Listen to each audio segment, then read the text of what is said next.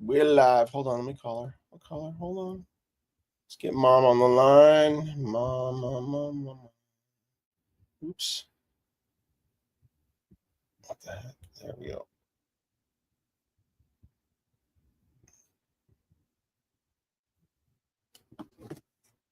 But he's piling in. Hello, everybody. Hello.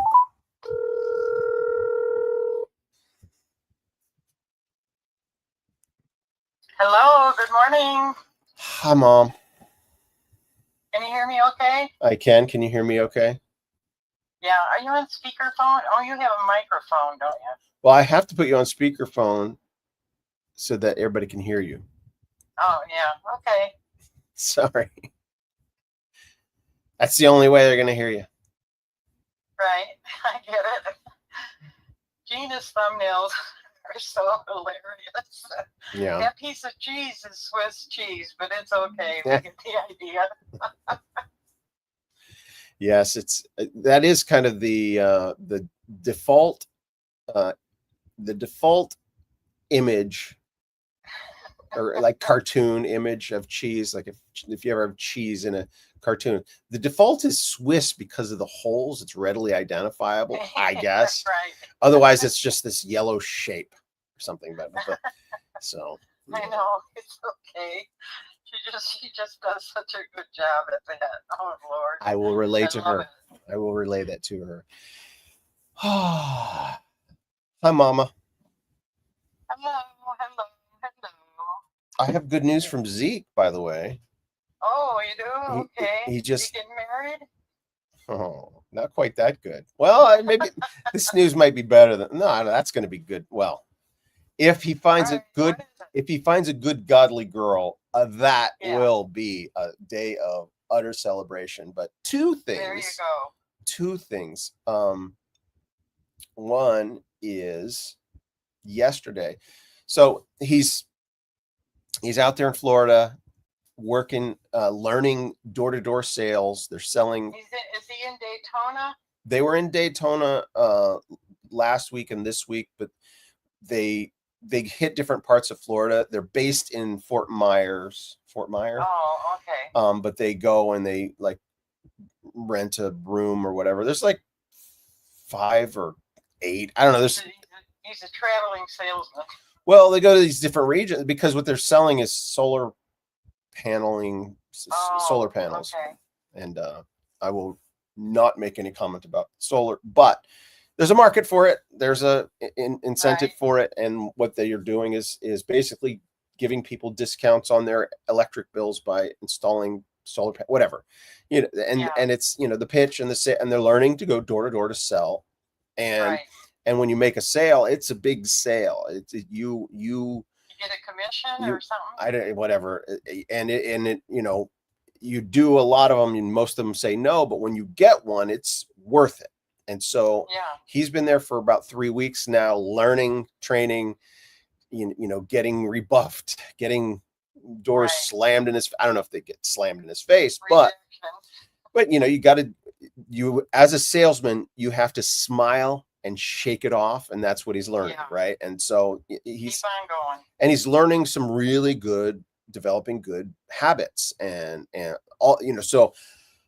Whether he does that the rest of his life or not, I knew it was going to be a good experience for him, even better than college, right? So living on your own is an education, and then learning this. So he had his first closing sale yesterday. And I think he actually got 2 of them in one day. Oh, great. Way to go, Zeke. Yeah, and that's a big deal because it pays your bills for getting one sale will cover you for a couple months, right? So oh, that's wonderful. So yeah, it was God's preparing him. Yeah. God's preparing him. It was a huge milestone. And Lucas in the comments is confirming that, right? That's the thing. Salesmen are a special type. Those who are good at sales, they just shake it off and keep going, nose to the grindstone. And Zeke I think he has it in him. He's anyway. So yesterday was a milestone. The other thing, good news, is one of the guys that he's working with or that has recruited him, that brought him there. They've become pretty good friends, and they went to church together. The guy claims to be a Christian, and they went to church together on Sunday and really liked it. Right, it's a difference between just going to church because I told my dad to go to church, but they went to a church, and it was like this youthful. It was a charismatic church, but I looked it up, and the message sounded good, and I mean, I got saved at a charismatic church, so Jesus is there, and so he had like in his texting to me, I could tell he was really the Jesus was moving. Hallelujah. That's wonderful. Yeah, there you go. All right. So enough of the updating for Grandma Bonnie. Let's hear it. I know this story, but I love this story. I love this story. So tell us. Well, I wanted to mention before I get into the story, your dad visited here a couple times in the recent past. Mm-hmm. And I remember one time he said something that I really liked it.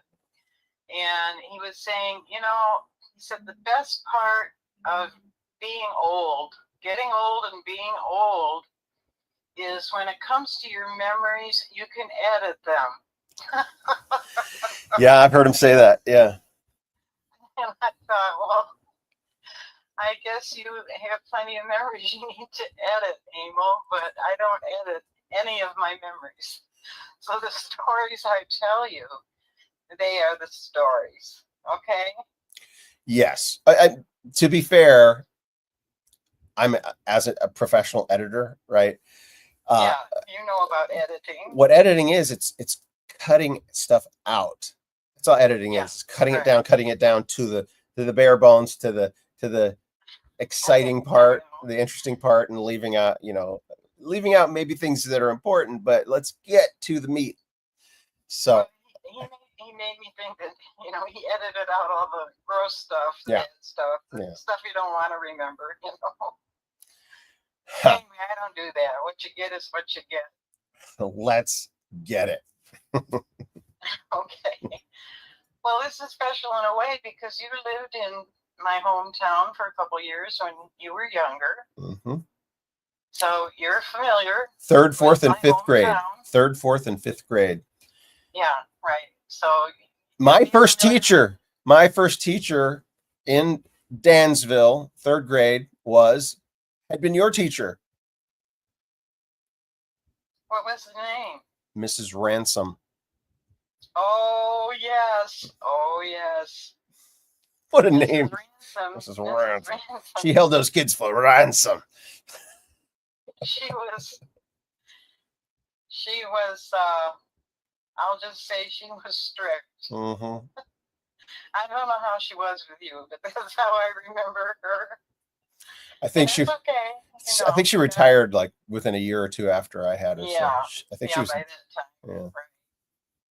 All right. Well, getting on with this story, I have to just give the listeners the visual of my family. It was mom and dad and 5 kids. Now, the first 3 were boys: Bill, John, and Dave. And now Dave is the one we're going to be talking about in this story. Mm-hmm. And Dave, my brother Dave, he had a wonderful sense of humor. And in school, he had a lot of friends. People really liked Dave. He was the type who, if you're having a bad day, Dave's going to cheer you up. All right. And he had, a soft heart. He wasn't a thug by any stretch of the imagination. However, he had a very, very best friend, his best friend all the way through school. This guy's name was Frank. I won't give the last name. I don't want to give out the last name. To protect the innocent. His name was Frank, and everybody nicknamed him Bucky. Now, I'm trying to remember why they called him Bucky. And since there were no rodeos or cowboys in Dansville, I'm thinking he may have had buck teeth, but I'm not sure. All right. So anyway, when I refer to Bucky, this is Dave's best friend. All right. The thing you have to also understand, this is the 1950s when this happened. And our high school, at our high school in the 1950s, after every Friday night football game, or if there was a basketball game, the town provided what's called a sock hop. The game was over, everybody went to the gymnasium, and we had the sock hop. There was a disc jockey, that good old rock and roll music, and what you did was you took your shoes off and you did your dancing in your socks, wearing your socks, because those floors at that time were wooden floors, and I guess easily damaged. I don't know, but that was nationwide. Maybe whole sock hop thing. Well, that does make sense because, I mean, in that time, the soles of the shoes weren't the same technology, and so they would leave marks. I mean, today there are places that say, like new basketball courts. I've gone into places that say, don't wear this kind of shoe on this court or whatever. You have to make sure. So yeah. Well, that's where the term sock hop came from. Okay, so that was fine, and we, I mean, every kid in town went to the sock hop. It was a big deal every weekend growing up. It was a lot of fun. The place to be. All right. What? The place to be. Yeah, the hangout, the place to be, on Friday night. It was wonderful. Okay, so the time came when our town built a city hall. A new building, a city hall that housed, the mayor's office and the police department and all that stuff. But when they built it, they decided to add a large, like an auditorium, but about the size of a high school gymnasium. It was huge. And they did this to allow the community to use it as a venue for any kind of activity that people in the community wanted to have. So that existed. Once they did that, what they did was they decided after our football and basketball games on Friday night, we would have the sock hop at the city hall. That way, you didn't have to take your shoes off anymore, because they designed the floor to tolerate that kind of activity. Okay, so now what happened was the weekend came, the sock hop was going to happen. The game was, whatever game it was, I can't remember which one. It's not important. All of a sudden, word got out, well, the sock hop is canceled. We can't have it tonight. It's not going to happen. I mean, this was disastrous for all the kids in town. They didn't know what happened. What's going on here? Well, then what they finally learned was the guy who opens up the hall to get it prepared and all that, he came there, opened up the door, and he nearly passed out. The smell coming out of that hall was like a pile of dead bodies. He slams the door, goes to get help, goes to the police, goes to the mayor, says, what's going on here? There's something wrong. There's something really wrong. Got to cancel this sock hop. Can't go in there and breathe that air. It's not going to happen. All right, so the town decided, well, let the kids know we'll open up the high school gym. They can go down there to that gym. We'll open that up. Let's move it to the school. So the good news was they moved it to the school so the kids could still have the sock hop. All right, so what happened? An investigation begins. I don't know who investigated it. It had to be, the town leaders and everybody going in there. Now, this is the new building. This is the new building. The brand new building. Had you had the sock hop there before? I mean, no, this was going to be the opening event. the grand opening of for the sock hop. Yeah, the grand opening for the sock hop at the town hall. Anyway, they go in there, Mike, and they discover that smell was from Limburger cheese that had been spread in those days. In the olden days, the heating source was from those stand-up heaters. You know, they stood up on the floor. Mm-hmm. There's a name for them that I can't remember, but people my age will remember. Anyway, they were freestanding, and then they heated up. There was about 8 of them that surrounded the outer walls to heat that room. Got it. Well, they're looking around. Somebody's had taken Limburger cheese. They got into that hall before the dance and spread that cheese all over those heaters. And the smell was absolutely awful, disgusting. You could not stay in that room without passing out for sure. Okay, here we go. Big drama, big mystery. Now, in my family, I failed to mention that my father is of German extraction. He was, his family origin, ethnicity was very German. My dad grew up living on Limburger cheese. Breakfast, lunch, and dinner, that family had Limburger cheese. Sandwiches, salads, whatever they put it in. It was his favorite cheese. And he made sure my mom had Limburger cheese in our refrigerator 24/7, 365 for all the years we lived there. Wow. That was his popcorn and Oreo cookies. His go-to when he needed a snack was Limburger cheese. Limburger. So, all right. Well, word got around town, really fast. What on earth happened? How did this happen? So Mom and Dad heard about it. Dad had gone to the fridge, by the way, and his Limburger cheese was gone.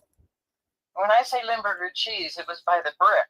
Uh-huh. Like a 5-pound brick, not just, a little plastic package of Limburger cheese. It was huge. All right.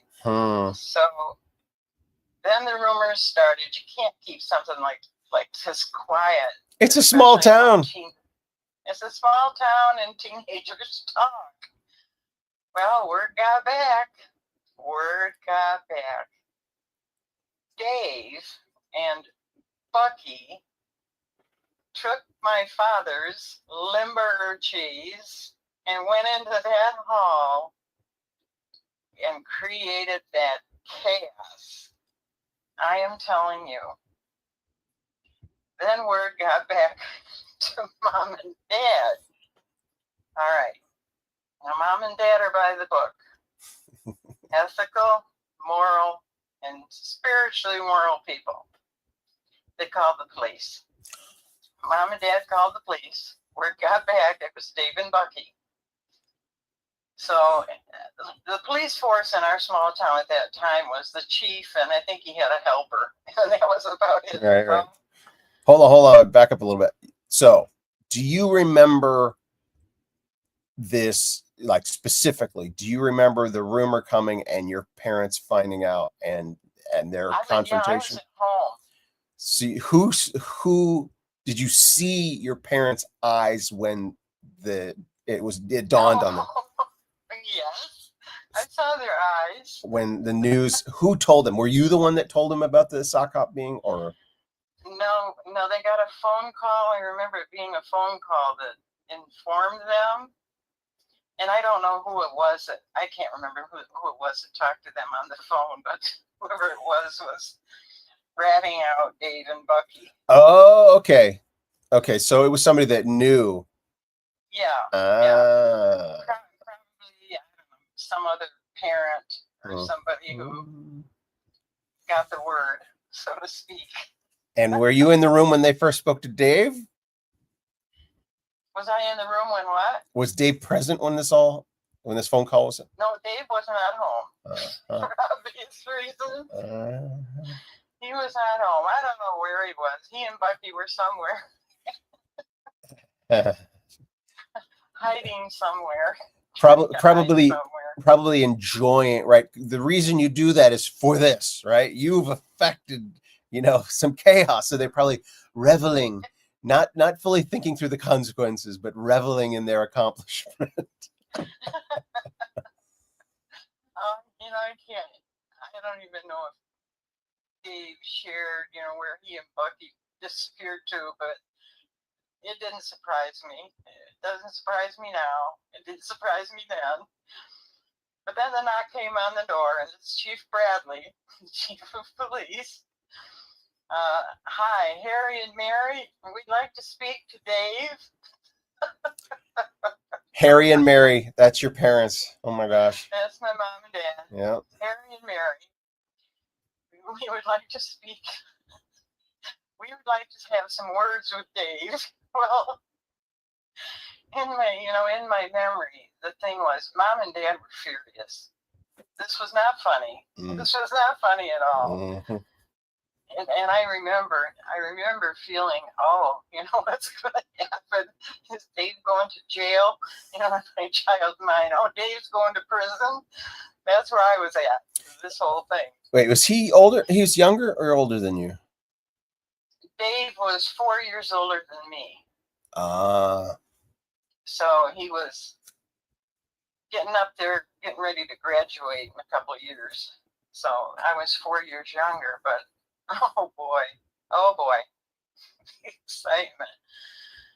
So basically what happened, and that whole time, back in that time, just how societies operated in the whole thing, it was so different. They found them. They got them both. They found them. The parents turned them in, whatever. I don't remember how they found Dave, but Chief Bradley had him down at the police department. Mom and Dad were down there, and Bucky's parents were down there. And, back in those days, I'm thinking in my mind, something like that. Well, are you arrested? What happens to you? Well, the way it turned out was they did not arrest them.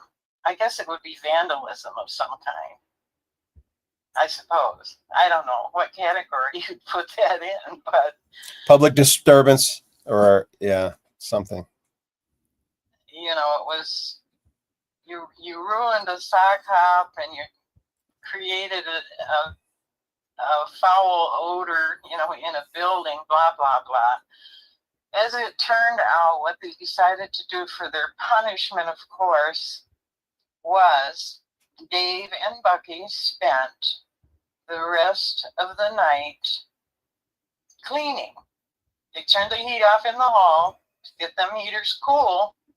And I don't know what chemicals they used. I don't remember that being talked about, but they were there for hours having to clean up this mess they made. And it was, there was even a story in the local paper about it. It was big news. It was big news in that town at that time. Big news in small town Dansville. The Limburger Capers in Dansville, New York. Oh, Lordy. I actually I went and Googled Limburger cheese because I've never eaten it, don't want to eat it. I know what it smells like. Leave it alone. Don't bring it near me. So I Googled Limburger cheese, and it's a little bit interesting. It originated in the 19th century. It was Trappist monks in Belgium and Germany and the Netherlands who created Limburger cheese, and they created it by some combination of bacteria. Thinking, oh, Lord God help. No, I don't think I want to eat that stuff. It was used mainly to make a sandwich. Dad would Mom would get dark rye bread, and Dad would put his Limburger cheese on that with a red onion. And then he'd add horseradish, mustard, bread. And that was his Oreo cookie snack. Any meat? Just about every day. Any meat, or is it just cheese, onion, and horseradish? And the Limburger cheese. But no meat. Oh, no meat at all. No. Well, I don't know. Maybe he had some meat, but I don't remember meat being part of that sandwich. It was so disgusting. But So, he loved it. He just loved it. I'm thinking I may have to try it. Rye bread, Limburger cheese. Dark rye bread. Dark rye bread, Limburger cheese, raw sliced onion. Red onion. Red Make onion. Sure it's red. And then horseradish smeared on the bread. Mustard. Horseradish, mustard smeared on the bread. All right. I may we have would watch to. him eat that thing, and I'd sit there sometimes and just about throw up. Well, I'm gonna have to try it. Who knows? You know how different people have different things. Like, so my wife loves dill pickles. I can't eat them. I can't. I mean, I can eat them, but I don't want to. It's not a flavor. Like, it hits my taste buds, and I go, and I'll eat other pickled stuff, but dill pickles are just no. And so and then I have a texture thing. There's certain textures I can't eat. Blah blah blah. So maybe I have maybe I got some hairy in me. I've got a hairy beard, but maybe I have Grandpa Harry in me, and maybe Limburger cheese is going to be the thing now. Maybe that's. Well, I'll give it a shot. We'll see. I'm telling you, but yeah, they paid for their crime. It took them several hours, but they got it done. And did you ever talk to Dave about it? Oh, I'm sure that it probably did. He still thought it was funny, even though they got caught. He and Bucky. There's another story I'll share sometime about Dave and Bucky, but I don't know. I thought that was a pretty bold move on their part. Well, share that story next week, even if it's a short story. I have something I want to do next week. Share, so we'll include that. Okay. We'll include the continuing story of Dave and Bucky. Yeah. Well, the one next week is a little bit shorter, but it's worth talking about. All right. A little more serious. Getting a little more serious. Oh, that's fine. It's fine. We'll talk more about Dave and Bucky, the adventures of Dave and the Limburger adventures of Dave and Bucky, and Harry and Mary. Yeah. And Andy Griffith and what was Don Knotts' character in the Andy Griffith show? I can't remember. Shoot, Don Knotts was the. Anyway, well, thank you, Mom, for that. I'm gonna cut it off here. I've got a full day ahead of me. Things are going well. I was able to transfer the money, the miraculous money that I found. Was able to transfer that into my account yesterday, so we will survive another month without Barney Fife. There it is. I was kind of stalling, waiting for somebody in the comment section to remind me of Don Knotts' character, Andy Griffith and Barney Fife. Yeah, there you go. Well, we can only live one day at a time. You got what you need for today, right? Yeah. And I got meetings and plans and people that are aware of my dire circumstances that are praying for me, and I will continue to testify, but I'm looking very much forward, not the occasion, but coming to see you. I'm so excited. I can hardly stand it. I'm already getting excited. It's 2 weeks away, but less than 2 weeks. The 21st, I show up on the 21st. So this would be so special. And probably we'll be able to. I think I can bring this laptop, and we can still do Bible every morning, and Oh, great. Yeah. for a couple days anyway. All right, love you, Good Mom. idea. Okay. I love you too. Love all the BEM family. Thanks for coming in. Bye, everybody.